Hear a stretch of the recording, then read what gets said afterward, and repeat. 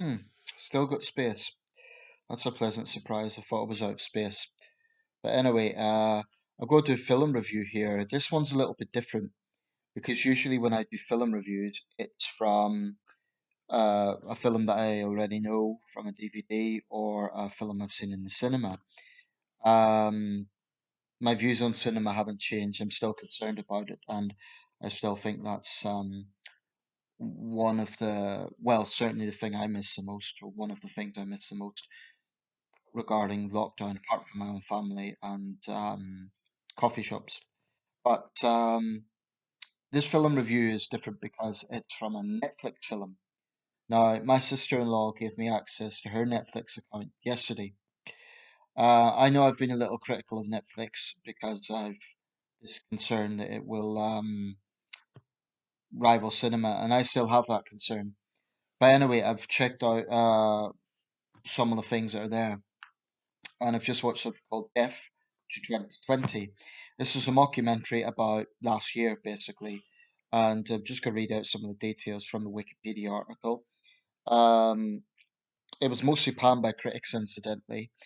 I quite enjoyed it, but I definitely think it had bias, and I'll come to that in a minute. But basically, it featured this cast. So it had Samuel L. Jackson as Dash Brackett, a reporter from the New Yorkerly News. Hugh Grant as Tennyson Fox, a historian, and I suspect he was loosely based on David Starkey. Lisa Kudrow as Janetta Grace Susan, a non-official Conservative spokesperson. She's very much tied into the sort of Trump White House spokespeople. Leslie Jones as Dr. Maggie Gravel, a behavioural psychologist. Joe Keery as Duke Gulleys, a gig economy millennial. Gumail Nanjiani as Bart Multiverse, CEO of Shrekker, a technology company. Tracy Ullman as Queen Elizabeth II.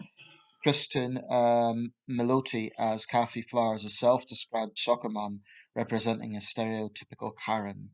Diane Morgan as Gemma Nerrick, an average citizen. Samson Kayo as Pyrex Flask, a scientist. Lawrence Fishburne as the narrator. Charlie Brooker as James, the director. And actually was directed by him, I think. Let me just double check that.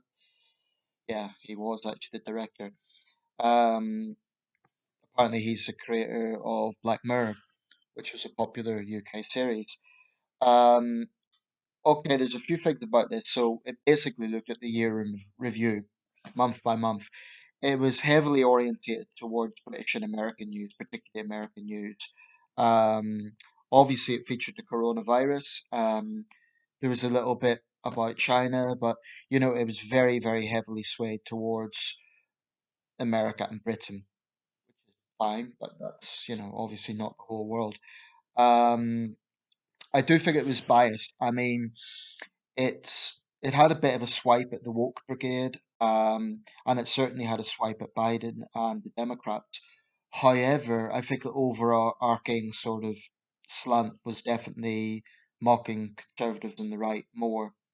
If you look at this, so the Karen figure, for example, very much got into how they are so susceptible to conspiracy theories, which was quite witty. I think one of the reasons it was criticised was a lot of it was just stating the obvious. It wasn't that, it wasn't peeling back that many layers.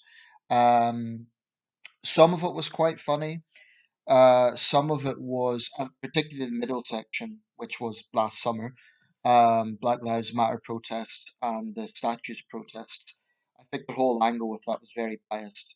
If you're making a mockumentary and a parody of events, and your whole thing is about kind of, like Family Guy famously has a go at everyone.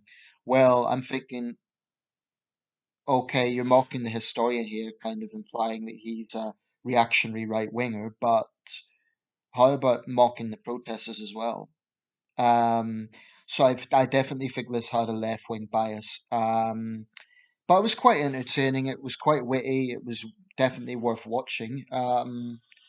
If you are on Netflix, check it out, Death to 2020. It's not excessively long, about an hour and 10 minutes.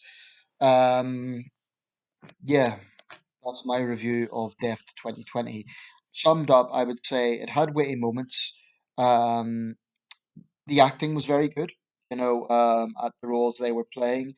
Um, but I think the bias was a bit of a distraction because it was very obvious. I mean, apart from the slight sort of jibes at Biden and the Democratic Party, and the occasional sort of woke millennial snowflakes,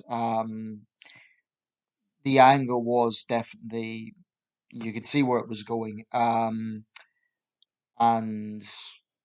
that was slightly distracting because it was very obvious. But overall, it had witty enough moments. It was entertaining enough, and I would give it 5 out of 10. 5 out of 10. Check it out.